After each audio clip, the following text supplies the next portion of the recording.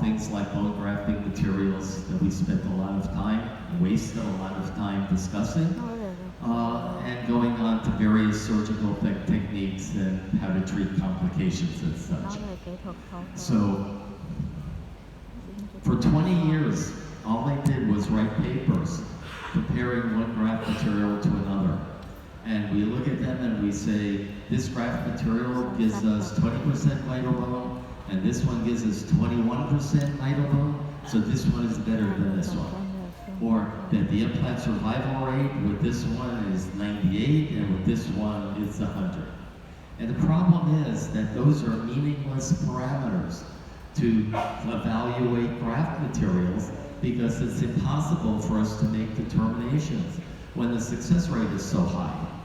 Because you have two groups, and in one group you have one failure, and because the groups are kind of small, it's a 5% difference. So it is meaningless. And the other thing that's meaningless is we don't know what percentage of vital bone is necessary for an implant to survive in the grafted maxillary sinus.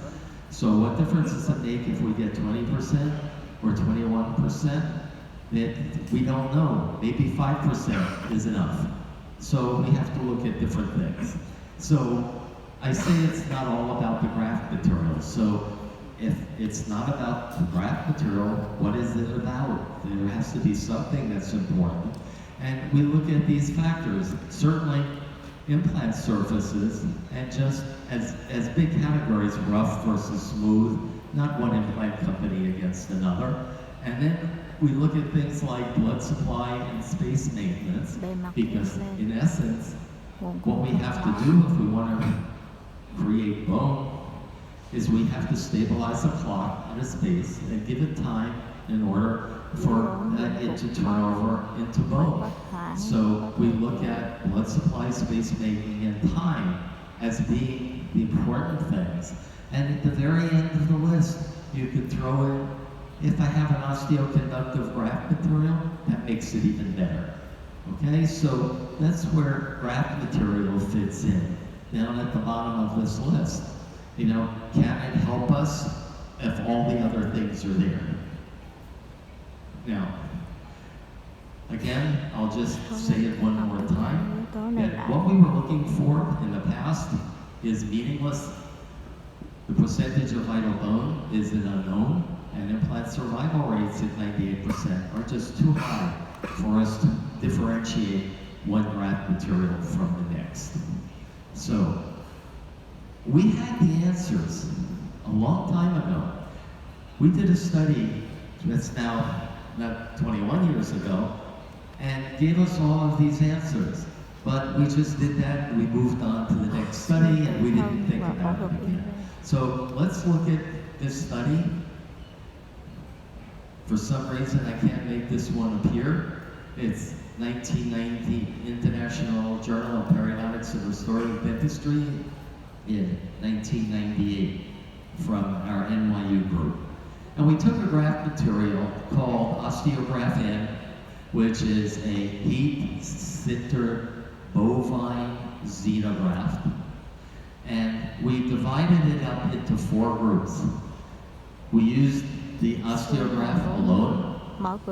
We used it with autogenous bone. We used it with autogenous bone and membrane. And then we used it alone with just the membrane. So we had 4 different combinations to see what made a difference. And if you look, there are a couple of things that we were able to see in this study. One is if we used intraoral autogenous bone, 20% or so, we got more vital bone. And that pretty much holds up throughout any study that you look at. The question is, it's a matter of percent, and do you need it? Does that extra percent of vital bone that you get by using autogenous bone make a difference? And the other thing is that if you place a membrane, we got more bone. So we had 2 factors that helped us get what we needed. And if we look at the results from the 4 groups, I can't use my pointer, but if you look at the percentage of vital bone if you use the osteograft with autogenous bone and a membrane, it gave you the highest percentage of vital bone. And if you use the xenograft alone, without a membrane or without autogenous bone, it gave you the poorest result, 8.5%. Now, these numbers are averages. So when you look at the groups, you know that that average number came as a mean of a range. So if you look at the worst group, the osteograph alone, the range was 2 to 14%. Worst case was 2%. Now we go look at the implant survival figures for the 4 groups. Okay, and well, I hope we're going to look at them. We find that the relationship between the percentage of vital bone and implant survival did not hold true. It did not make any difference. So when we look at the numbers, they come out like this. The group that had the highest percentage of vital bone had the lowest implant survival rate. Why? Because one patient had a cluster failure and 3 implants failed. It was a big study. It was 119 implants in the group. One patient caused that to happen. So you can see that these numbers don't really show reality. But the other thing it shows, that the group with the lowest implant survival, with the lowest percentage of vital bone, were 1 and 2%. That group had 100% implant survival. So this is the message that I'm giving. When you look at the percentage of vital bone, it's not a valid endpoint because we don't know how much you need. And it can probably work with very little. So that was an interesting study where we got the high percentage with the lowest amount of vital bone. And this is why we started looking elsewhere. There are other studies that showed the same thing. This is a study by Hamle Wang's group and Pablo Galindo Moreno, where they looked at membrane versus no membrane and saw no difference. Now this is very strange, and I'll talk about it a little here. When we did studies back in the 1990s, we always got a higher percentage of vital bone when we placed the membrane over the window. Now people are doing the same study and they're showing that the membrane doesn't make a difference. So I think to myself, how is it possible that somebody is doing the same study that I did and has completely opposite results? So I had to look for a reason, and I found the reason. When we did studies in the 90s, the review boards from the universities didn't tell us what to do. So 6 months after we did the bone graft, we raise a flap and we take a bone cord right through the window, back in the molar region where the sinus is 25 millimeters wide. And it showed when we had a membrane, we got more bone than when we didn't. Today, the review boards in the universities will not let you raise a flap. Okay, too much surgery for no good for the patient. Now when they take the bone cores, they take them through the implant sites. So if you're taking a bone core in a premolar region, you have 3 walls of bone, 1, 2, 3, and you're taking the bone in the middle, doesn't matter whether you had a membrane or not. When we took the core out here, it made a big difference. So a membrane will give you more bone. We still don't know whether you need it, and these studies did not talk about implant survival. They just talked about percentage of vital bone. And then they just mentioned, wasn't part of the study, they just mentioned, by the way, the type of graft material that you use didn't make a difference. Okay, so there goes 20 years of my research. Doesn't matter. And for the well, it does matter, but not for that reason. We'll look at that in a moment. Okay? So again, I say, if it's not the bone graft, what is it that's important? I'm not willing to write off the membranes because they do more than give us more bone. They keep soft tissue from growing into the sinus, and they keep your graft material from coming out. So essentially, they have three functions. So today, regardless of what Dr. Wang's study shows, I still use a membrane over the lateral window every time. If your window is very, very small, maybe you won't need it, okay? But you'll see my windows are as big as this screen, okay? So for me, it's a good idea for me to place a membrane over the window.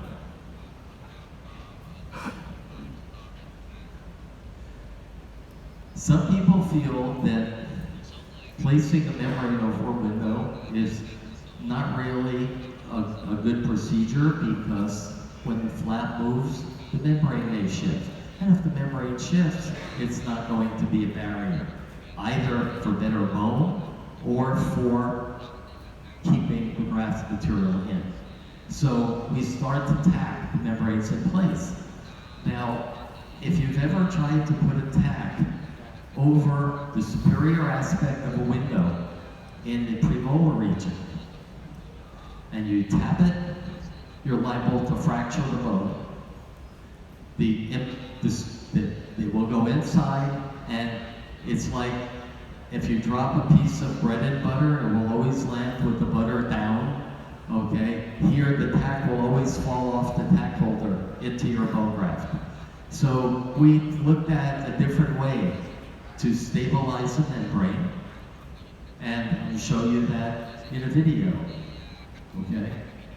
Another thing to look at in this video is how clean this procedure is in placing the graft material.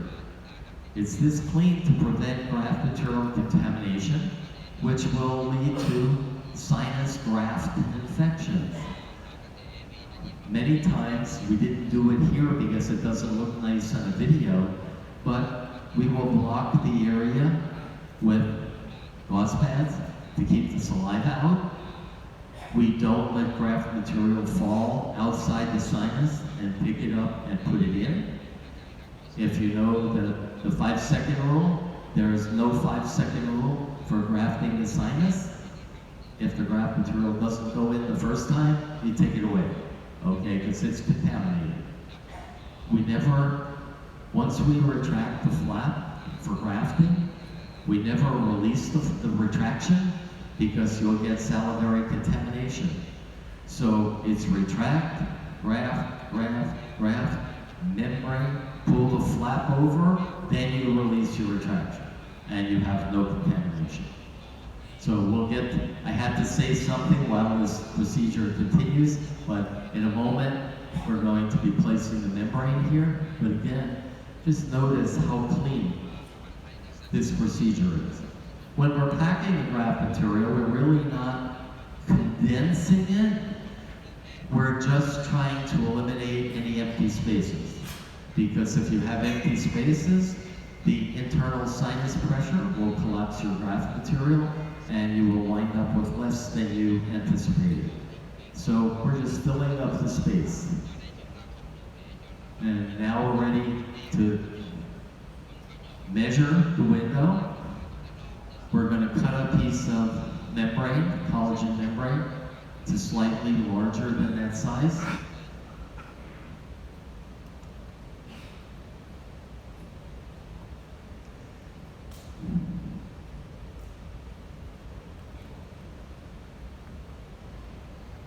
And we're going to tuck it in. And now you have a membrane that won't move.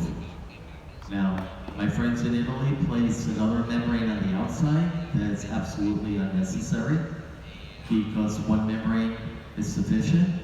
I know that because we did a study. Okay, I don't do anything arbitrarily. We did a study also in 1998 comparing a Gore-Tex membrane to a BioGuide membrane. And we got the same percentage of vital bone, and we got the same implant survival rate. So I know that one collagen membrane will give me the same result as a non-resorbable membrane. So that is unnecessary. Another person who talks about graft materials is Dr. Craig Nish from Florida. He's both an oral surgeon and a prosthodontist, a very unusual type of education. And he talks about the dentists think that autograft is the gold standard of bone grafting. And that's not really true. Autogenous bone may be the gold standard of bone grafts, but it is not necessarily the gold standard for bone grafting. And why do I make that distinction? Well, autogenous bone will give us new bone formation through three pathways: osteoinduction, osteoconduction, and osteogenesis, because it has growth factors and bone morphogenetic protein and cells. So from that reason, it's the gold standard. But you have to ask the question, in a sinus graft, do you need all three pathways? And if osteoconduction alone will give you the result you need, you therefore don't need autogenous bone, and it is therefore not the gold standard for bone grafting in the maxillary sinus. How do I know that autogenous bone is unnecessary? Because we have 11 evidence-based reviews that tell us that if you compare autogenous bone to bone replacement grafts, the outcomes are going to be the same, and that you get the same results with bone replacement grafts as you get with autogenous bone. The only difference might be that it might take a little longer. Okay, so if you're in a hurry, you can put in some autogenous bone. But in the US, I don't do that because I can buy a product. In the US, it's called Gem 21. It's a combination. It's a highly concentrated recombinant platelet-derived growth factor. It's about 3,000 times the concentration of whole blood. It's a liquid. I use it to hydrate my xenograft or my biphasic calcium phosphates, and I get bone in half the time without using autogenous bone. So there's always a way around that, but the evidence clearly shows that you do not need autogenous bone. When we talk about implant surfaces, we see the difference between machined implants and textured surface implants. I don't know that anybody uses machined implants anymore, but the reality is that machined implants and textured implant surfaces work with osseointegration and bone formation in different manners. With a machined implant, the blood clot contracts off the surface of the implant, and bone repair comes from the implant preparation site towards the implant. That's called distance osteogenesis, and it's not the best solution. The best solution will be if the blood clot stays on the implant and you get bone growing from the implant surface out towards the bone. Okay, that's called contact osteogenesis, and that will give you a higher bone implant contact, or BIC. So that's why we get better results, and that's why the studies will differentiate between success of machined implants and rough surface implants in the sinus.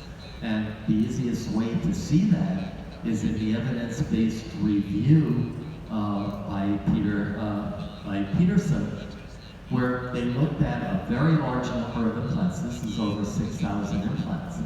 And they looked at implant survival rates with different kinds of bone. And you can see in red that the autogenous bone groups didn't do very well. The composite groups, or the 100% bone replacement grafts, did much better.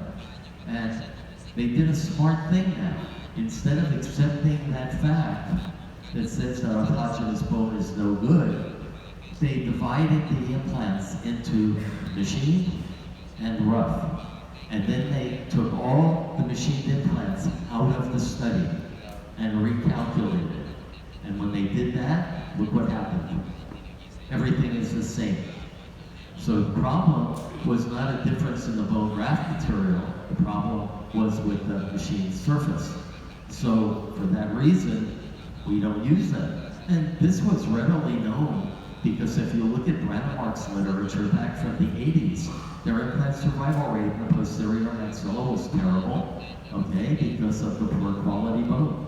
So now here in the sinus grafts, you have a similar situation. So evidence that we can help ourselves by making the proper choice. Okay.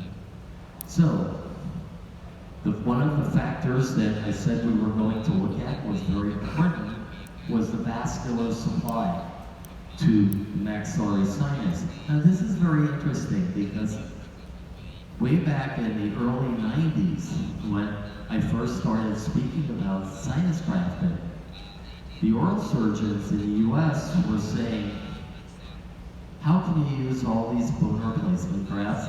Because the sinus has a terrible blood supply and you're putting dead stuff in there and nothing is going to happen. And the problem is that statement is completely false. The maxillary sinus has an incredibly good blood supply for bone formation. In fact, it's the best model in the oral cavity that we have for testing graft materials because everything works so well there. So now we have to see where that blood supply comes from. And I'll show you that it comes from the exposed bony walls. When you elevate the Schneiderian membrane up internally in the sinus, the bony walls are exposed to your graft material, and it's the vascular supply to the bony walls that invades your graft and leads to ultimate bone formation. Now, a lot of people think that the Schneiderian membrane is really the important thing. And right away, I'm going to tell you that really the major purpose of the Schneiderian membrane is to help confine our graft material to the place where we want the bone to be, and not so much for vascular supply. Because the Schneiderian membrane is elevated off its own blood supply, off the bone, and it's sitting up on top. And there are studies that show that that may be the last place that gets bone. And there are further studies that are really very interesting. When you have I make a point of this because nobody wants to believe this, that the Schneiderian membrane is not important. So let's look at how we repair perforations. Usually we repair with a collagen barrier membrane, okay? We put a collagen barrier membrane inside and we block off the hole. Now, if you look at studies, when you do a repair like that, if the Schneiderian membrane was important, you would be blocking off the vascular supply to your graft, and the implant survival rate should therefore suffer. Thing is, it doesn't.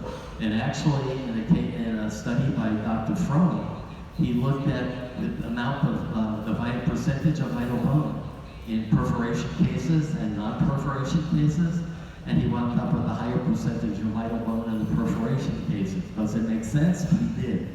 So that is a study that shows you right away that the Schneiderian membrane is not important.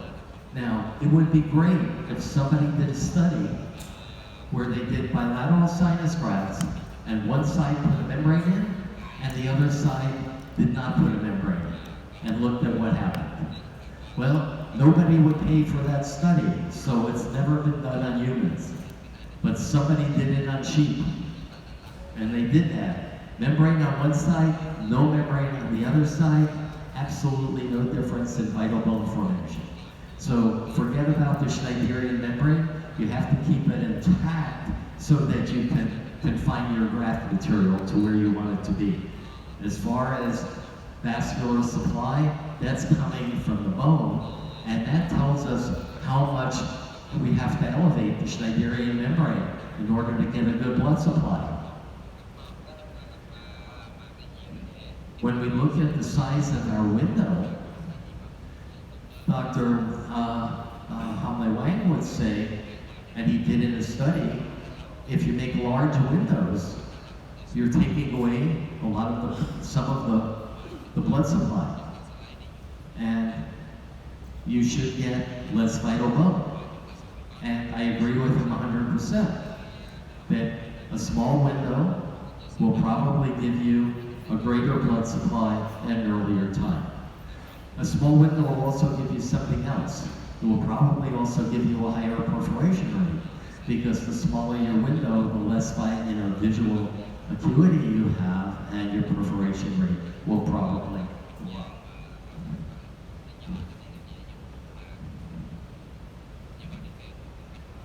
We can look at some studies to see where the blood supply comes from. And this is not, again, not a human study. This is done in a monkey with BMP. So the upper left picture shows you where the sinus graft was done. You see nothing because it's a collagen sponge with BMP. The top right picture shows you the first bone formation coming from the walls. The lower left shows you more. The lower right shows you more. Where is the last place we're getting bone? Lateral wall, because there's no bony wall, no bone there, and so the blood supply is the least. Pointers don't work on the screen, but you see the line in the middle with the arrow. Last place for bone. We know the blood supply to the maxillary sinus is the posterior superior alveolar artery. Okay, it has an internal branch and an external branch. The internal branch is the one that you see when you're doing surgery, and the one that possibly causes a bleeding episode, when you're making your window. So that is the main blood supply to the lateral wall. And if you see it here in a dissection, you can see on the right screen the PSA artery forming a loop with the infraorbital artery, and that's called the arterial arcade. It was named by Solon back in the early 2000s. And you can see the very nice blood supply.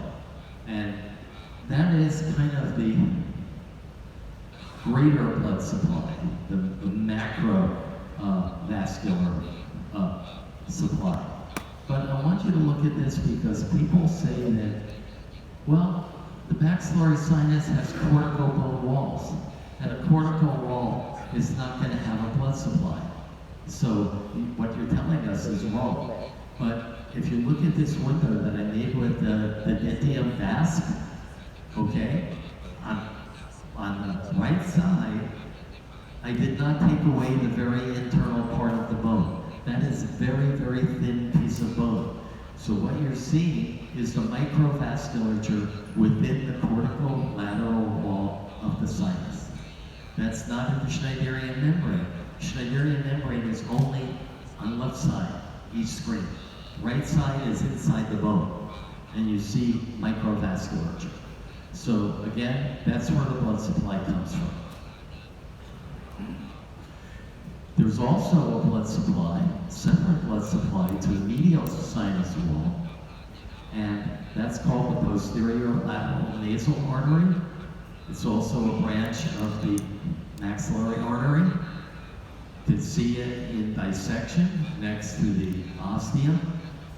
But when we talk about how far must you elevate the Schneiderian membrane to create a space for the bone, we always talk about elevating across the floor and up the medial wall. And the reason for going up the medial wall is because there's an entirely different blood supply coming in from there. So if your sinus is 20 millimeters wide and you're getting a vascular supply from both sides, you will be finished with your bone formation in 1/2 the time.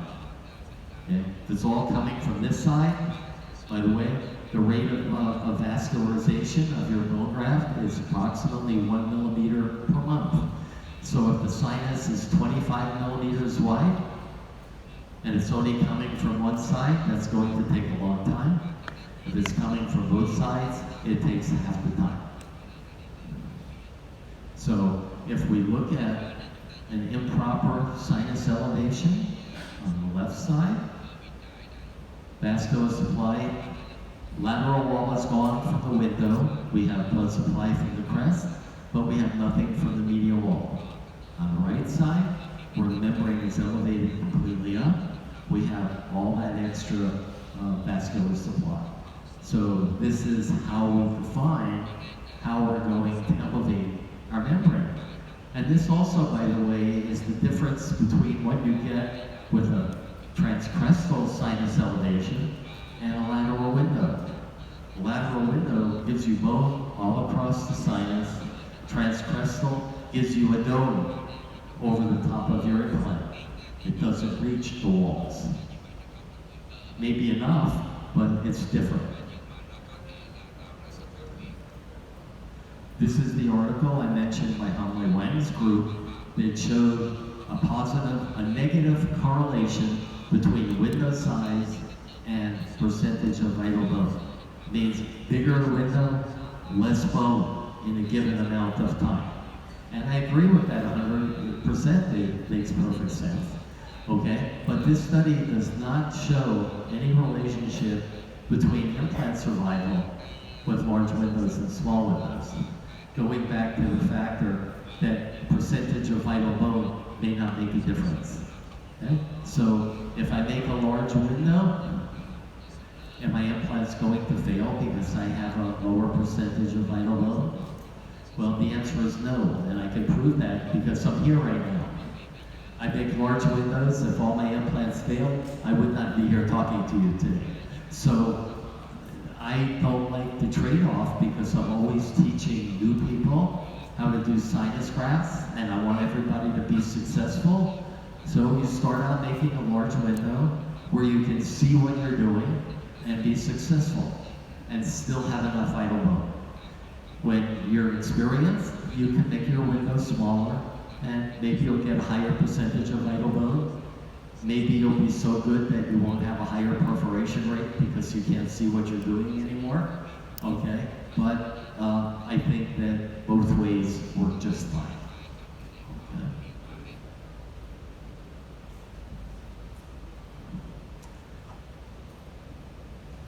Every time I go speak to a small group, I'll talk about graft materials and somebody's going to raise their hand and they're going to say, well, what about this graft material? That's what I'm using. And I think my whole message here is it's not necessary to talk about every single graft material to compare them. Because if it's an osteoconductive space maintaining or bone graft, you're going to get good results with almost everything on the market. And now it becomes your personal preference. But there's another factor that you have to talk about. Remember space maintenance, because not all bone replacement grafts give you the same space maintenance. So we'll talk about that in just a minute. But first, we can talk in generalities. What are we trying to do in a sinus graft? We're trying to create bone. So let's get the sinus out of it and make it simple. Let's say I have a bathtub and I want to fill the bathtub with new bone. So I hook up the faucet with blood, okay, and I fill the bathtub with blood. And then I wait, and what happens? The clot contracts. That's how clots heal, they contract. So I wind up with half a bathtub of blood. Not so good. But what if I put something in there that prevents the blood clot from contracting? Like a non-resorbable bone graft. Okay? I solved my problem. Okay? I get osteoconduction, I get space maintenance, all because I had a blood supply and I maintained the space. So that's, in essence, what we're trying to do with our bone graft. So with that in mind, we can list the different bone graft materials by their percentages of resorption. And if you look at it, autogenous bone, you're going to lose 50% of your volume. If you look at allografts, you're going to lose over 30%. If you go down and you look at some of the slowly resorbable bone replacement grafts, you may lose almost nothing. So again, I'm looking at my bone grafts as a space maintainer. Okay? So I have these numbers, so now I can make a list. and I can make a list of the various grafting materials and list them in order of their ability to be space maintainers. So if space maintenance is important, I pick one of those down at the bottom of the list. If I need cells and bone growth factors, then I start looking at the top of the list. But I'm really smart, so I want both of those things. So I'll take my space maintainer from the bottom of the list and I'll put something in it that gives me the equivalent of cells and growth factors. And that's what I was talking about before with the PDGF beta. I put that in, and I'm telling you that I get bone in half the time. And the only reason I can tell you that is because I did 2 studies. I did one with Dr. Nevins at Boston University with PDGF beta. We got fantastic histological results. We did another randomized controlled trial at NYU, and we showed that we got 8-month bone at 4 months. So by putting that liquid on our xenograft, we got bone in half the time. Okay, so there are ways to get the best of both worlds. We talked about the effect of time, because the question is how long, everybody asks, how long do you have to wait? So we can use that formula, and the vascular ingrowth occurs at a rate of 1 millimeter per month. And then we can just look at the anatomy of the sinus and get a general idea of how long it's going to take for us to get our bone. So if you look at a narrow sinus on the left, where you're only 4 or 5 millimeters away from the walls, you're going to get bone very quickly. Okay, if you look at a molar that is very wide, it's going to take longer. Okay, so that's what I use. I have 2 things that I use to answer that question. I use how big is my sinus and how much crestal bone that I have. Because the crestal bone is working immediately to stabilize the implant.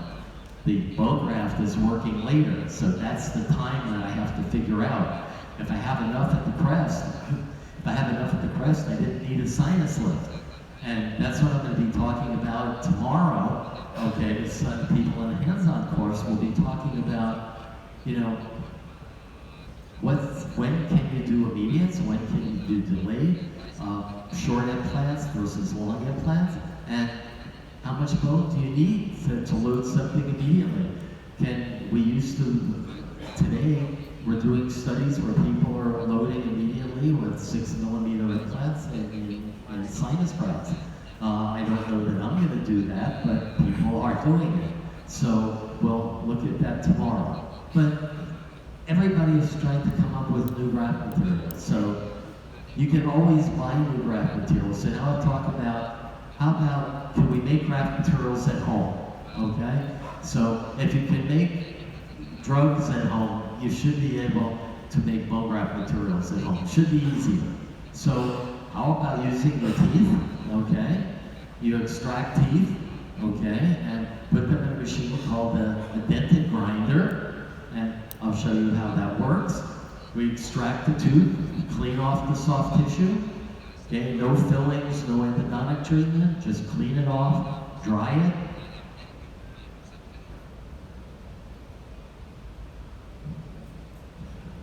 Put it in the grinder for 3 seconds. And you get the bone graft, okay? Very nicely particulated. You adjust the pH with a cleansing solution and dry it and use it as a graft material. And here they've done studies that show that they got the same results in a comparison study with BioOS. And there is no difference in bone formation. Here's what the histology looks like. Now, if you look at the slide on the left, you see the bone forming around the dentin and the cementum. Now, interesting, the bone forms very nicely around the dentin particles, right? The black particle is dentin, good bone formation. Why? Because dentin has a collagen matrix, and there's a place for ingrowth. If you look at the enamel, not much is happening. So when they showed me this histology from the company, I said, why are you grinding up, why are you keeping the enamel? And he said, excuse me, doctor, that person kept the enamel, but what's the name of the machine? The machine's called a dentin grinder. So obviously you're going to get the best osteoconduction using just the dentin, but you get the space maintenance with the enamel as well. So the difference is because of the matrix. When the dentin supplies a very good matrix. Once the mineral is resorbed, the enamel does not. And so, I was ahead of myself. Another thing we can make at home, well, if you have some implants that don't work out too well, so like let's say you have a bunch of implants in your office and you decide to change and you say the lithium superline implant instead, you can take your old implants and you can bang them up and make particulates out of it and use that to do sinus grafts. And this is actually a graft material called Tigram. Okay, and obviously when you use Tigram as a graft material, it has to be a simultaneous implant placement, or else you would have to drill into the titanium bone graft later to place your implants. So, does it work? Yeah. They got 16% vital bone, and essentially it worked out very nice with 100% implant survival. And it's not just one study, there are a number of studies that show here 98.6% implant survival with Tigram. Do I use it? No. Is it for sale in the United States? No. But some people in Europe, I believe, are using it because that's where it was developed. Again, the same type of result. So I look at that and I say, well, that's all very interesting, but I'm looking for something that's a little bit more practical. And I speak a lot of times in Europe, and in Europe, there are some countries that don't like to use xenograft. There are some countries that don't like to use human products like allograft. So they want something else. So there's a product on the market that works very well for them. They're called biphasic calcium phosphates.